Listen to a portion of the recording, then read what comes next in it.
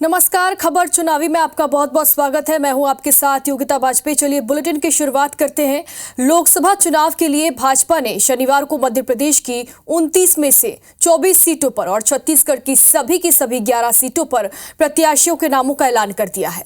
Party ने MP में 6 मौजूदा सांसदों के टिकट काटकर उनकी जगह नए चेहरों को मैदान में उतारा है और साथ ही विधानसभा चुनाव के दौरान खाली हुई 5 लोकसभा सीटों पर भी नए चेहरों को मौका दिया है। बीजेपी ने जिन 6 सांसदों के टिकट काटे हैं वो सभी 2019 में पहली बार सांसद चुने गए थे। मध्य प्रदेश की जिन 5 सीटों पर प्रत्याशियों का ऐलान नहीं हुआ है उसमें छिंदवाड़ा की सीट भी शामिल है, जिस पर इस वक्त कांग्रेस से नकुलनाथ सांसद हैं। एमपी में कांग्रेस के सांसद हैं और अब इस बार बीजेपी किसको मौका देती है, ये एक बड़ा सवाल है।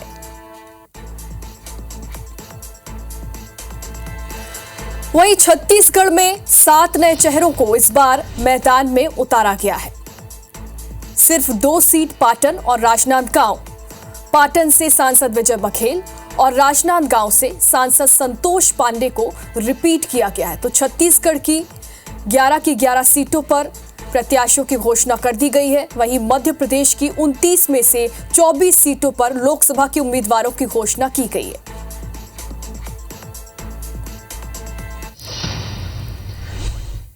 और इधर बीजेपी के लोकसभा प्रत्याशियों की घोषणा के बाद विपक्ष का रिएक्शन भी सामने आया है। छत्तीसगढ़ के प्रदेश कांग्रेस अध्यक्ष दीपक बैज ने बीजेपी पर तंज कसा और कहा कि हम तो पहले से कह रहे हैं कि बीजेपी पुराने चेहरों को रिपीट नहीं करेगी, सिर्फ 2 चेहरों को मजबूरी में रिपीट किया गया है। बीजेपी ने एंटी इनकम्बेंसी से बचने ऐसा हथकंडा अपनाया है। वहीं उन्होंने रायपुर से प्रत्याशी बनाए गए बृजमोहन अग्रवाल के बहाने बीजेपी पर भी हमला बोला। बैज ने कहा कि बृजमोहन अग्रवाल को सेंट्रल में भेजकर छत्तीसगढ़ बीजेपी में गुटबाजी साफ दिख रही है।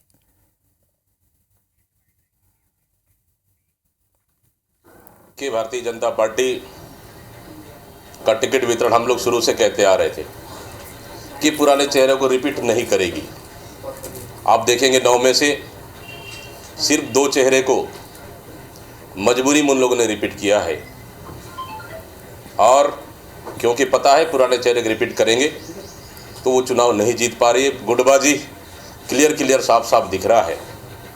जहां बृजमोहन अग्रवाल जैसे कद्दावर नेता जहां आज स्टेट में मंत्री है, उनको सरोज पांडे को इस तरह से बलि का बकरा बनाया गया है। इस तरह ऑल ओवर टिकट देखे तो गुटबाजी और एंटी इनकम्बेंसी बचने के लिए भारतीय जनता पार्टी ने हथकंडे अपनाए। लोकसभा चुनाव को लेकर बीजेपी ने अपने 195 प्रत्याशियों की लिस्ट जारी तो कर दी है, तो दूसरी ओर इंडिया अलायंस भी चुनावी मोड में आ गया है। आज बिहार के गांधी मैदान में जन विश्वास रैली के दौरान इंडिया गठबंधन के सभी दलों के नेता जुटे। इसमें समाजवादी पार्टी से लेकर आरजेडी, सीपीएम, कांग्रेस तक के नेता भी शामिल थे। विपक्षी दलों की रैली को कांग्रेस अध्यक्ष मल्लिकार्जुन खड़गे, कांग्रेस नेता राहुल गांधी, समाजवादी पार्टी अध्यक्ष अखिलेश यादव और आरजेडी नेता और बिहार के पूर्व डिप्टी सीएम तेजस्वी यादव ने भी संबोधित किया। विपक्ष के सभी नेताओं ने बीजेपी की केंद्र सरकार पर तीखा हमला बोला। प्रधानमंत्री जी 2-3 बड़े अरबपतियों के लिए काम करते हैं, इसीलिए देश में नफरत फैल रही है। क्यों? क्योंकि बीजेपी ने छोटे व्यापारियों को, किसानों को, स्मॉल और मीडियम वाले बिजनेसेस को नष्ट कर दिया है। नरेंद्र मोदी लोग बोल रहे हैं कि ये वादा किया था, रोजी रोजगार देंगे, नौकरी देंगे, पास बनवाइए, खाता खोलिए। याद है ना आप लोगों को? छेंगा दिखा दिया।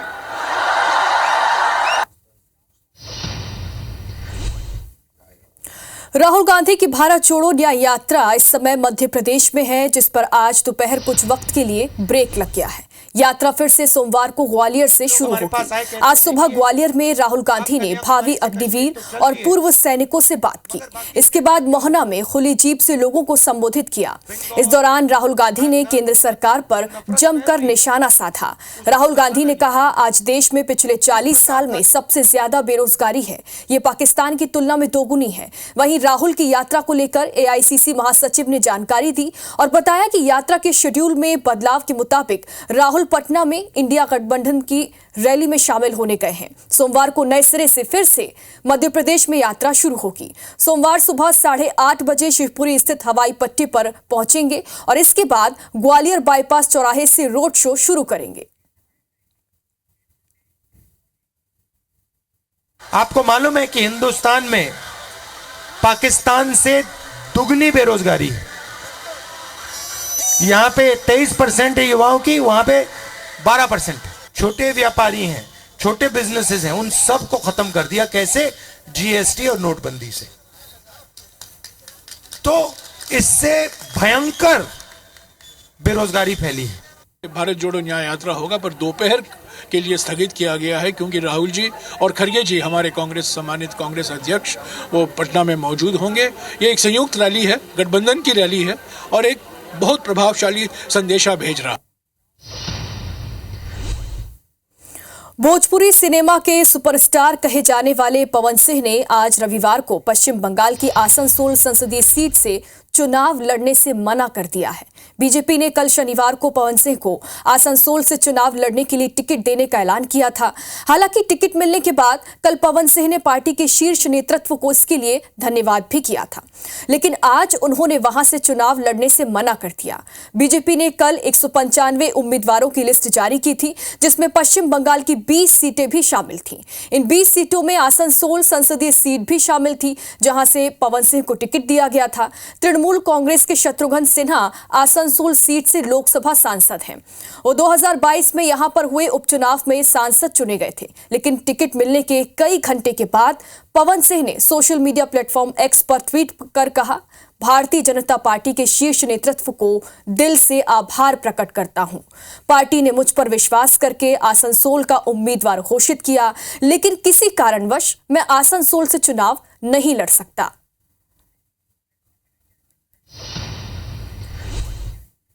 रायपुर से वर्तमान सांसद सुनील सोनी का टिकट भाजपा ने काट दिया है। उनकी जगह मंत्री बृजमोहन अग्रवाल को लोकसभा उम्मीदवार बनाया गया है। इस पर सुनील सोनी ने कहा कि बृजमोहन अग्रवाल 8 बार के अनुभवी विधायक हैं।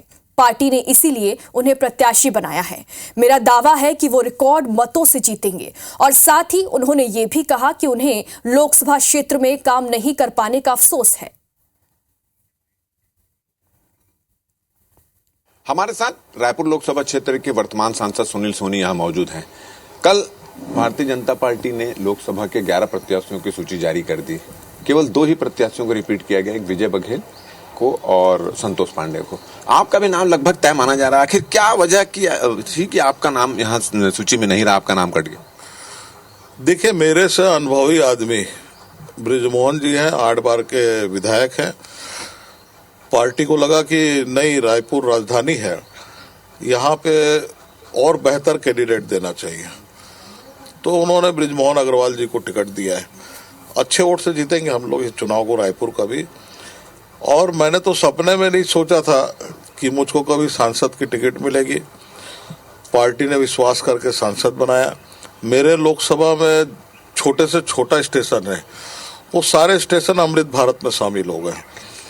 और एक रेल का एक नया इंफ्रास्ट्रक्चर जो है वो रायपुर लोकसभा के अंदर तैयार होगा। लगभग 800 करोड़ रुपया लाके मैंने जो है केंद्र सरकार का जितने फ्लाईओवर अंडर ब्रिज की जरूरत है सारे रेल पटरियों में मैंने सैंक्शन करवा दिया। आने वाले 1.5-2 साल में जो है कोई भी रायपुर लोकसभा में ऐसा रेल मार्ग नहीं मिलेगा जहाँ पे फ्लाईओवर अंडर ब्रिज ना बना हो। ये सब काम तो आपने करा है, कोई ऐसा काम जो थोड़ी सी रह गई कि भाई ये और था जो नहीं कर पाए आप और अब प्लानिंग में थी आप? देखिए, बहुत सारे काम मैंने सोच के रखा था कि हेल्थ और एजुकेशन उस क्षेत्र के अंदर में, भाटापारा क्षेत्र में, बड़ौदा बाजार भाटापारा के बीच में कहीं केंद्रीय विद्यालय आ जाए। प्रयास किया आएगा और बहुत सारी केंद्र की जो योजनाएं जो है जो रोजगार उन्मूलक थी, उन योजनाओं को हम राज्य में सरकार नहीं होने के कारण जो है हम नहीं ला पाए थे। इस बात का दुख हमेशा रहेगा। चलिए, ये थे सुनील सोनी और उन्होंने कहा कि एक अनुभवी और योग्य व्यक्ति को उनकी जगह टिकट दी गई है और उन्होंने कहा है कि बहुत बेहतरीन नोट से जीतेंगे और आने वाले समय में भी जो जिम्मेदारी मिलेगी उसको भी बखूबी निभाएंगे। कैमरामैन रमाशंकर के साथ राजेश मिश्रा, IBC 24 रायपुर। बीजेपी के प्रदेश अध्यक्ष किरण देव ने छत्तीसगढ़ की सभी 11 सीटें जीतने का दावा किया।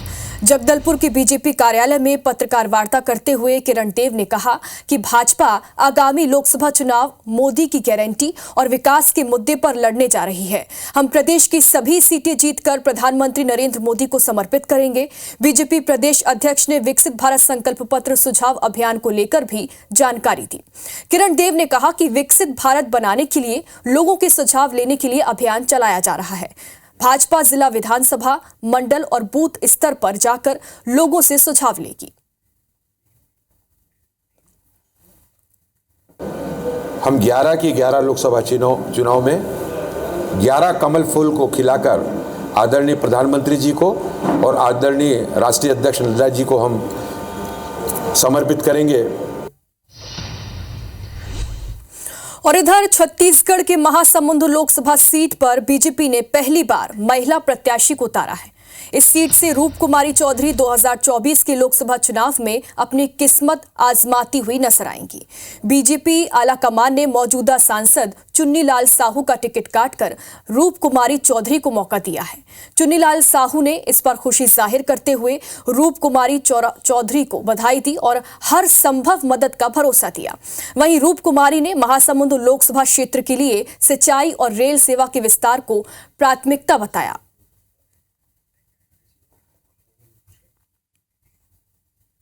वर्तमान सांसद सम्माननीय चुन्नीलाल साहू जी के प्रयासों से सिंचाई के लिए सिकासेर जलाशय से जो महासमुंद जिले में पानी को नहर लाइनिंग के माध्यम से लाना है, उसके सर्वे के लिए बजट में प्रस्ताव पास हो गया है। उसके लिए पैसे भी स्वीकृत हो गए हैं। और रहे बात रेलवे लाइन की, तो रेलवे लाइन के लिए भी माननीय सांसद जी के प्रयासों से वो उसका भी सर्वे का काम चालू हो चुका है। अति प्रसन्नता का विषय है, इस बार पहली बार महासमुंद लोकसभा क्षेत्र में महिला प्रत्याशी के रूप में रूप कुमारी चौधरी जी को भारतीय जनता पार्टी ने उतारा है। अयोध्या से सांसद लल्लू सिंह को बीजेपी ने फिर से प्रत्याशी बनाया है। लल्लू सिंह का नाम घोषित होने के बाद भाजपा कार्यालय पर समर्थकों और कार्यकर्ताओं ने आतिशबाजी कर जश्न मनाया। पर्यटन और ऊर्जा राज्य मंत्री भी रह चुके हैं। 1991 से 2012 तक वो भाजपा के टिकट से जीतकर विधानसभा के सदस्य भी रह चुके हैं। अयोध्या के पूज्य संतों और हनुमान जी की कृपा से हम नेतृत्व ने हमको अयोध्या की फिर से सेवा करने का मौका दिया है। हम नेतृत्व को बधाई देते हैं कि और हनुमान जी से ही कामना करते हैं कि अयोध्या की सेवा हम ठीक से कर सकें।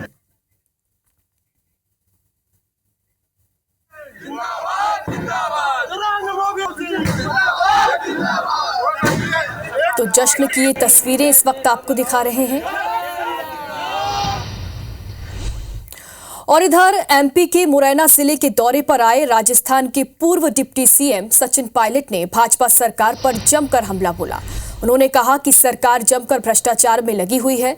गरीब, वंचित, किसान, मजदूर एवं महिलाओं को न्याय दिलाना राहुल गांधी का उद्देश्य है। देश के बिगड़ रहे हालात, भारत जोड़ो न्याय यात्रा का देश भर में व्यापक असर पड़ रहा है। इस यात्रा से देश भर में इंडिया गठबंधन को जमकर मजबूती भी मिल रही है और इसका फायदा आने वाले लोकसभा चुनाव में मिलेगा।